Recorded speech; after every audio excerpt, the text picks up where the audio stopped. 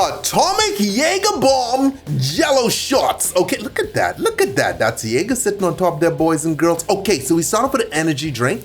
We're not gonna call it Red Bull.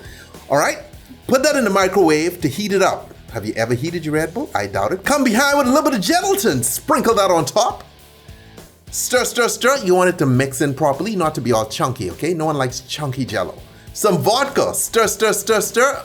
So now you're going, wait, well, Sky, what is that? That's like a vodka bomb? No. Keep watching. So we pour. Now we can put that in the refrigerator to harden.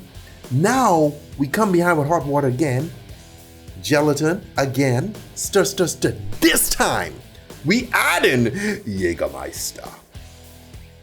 Master of the hunt. Okay, now you gotta let it cool down before you put this on because it'll melt the layer below. Put that in the fridge. Good to go.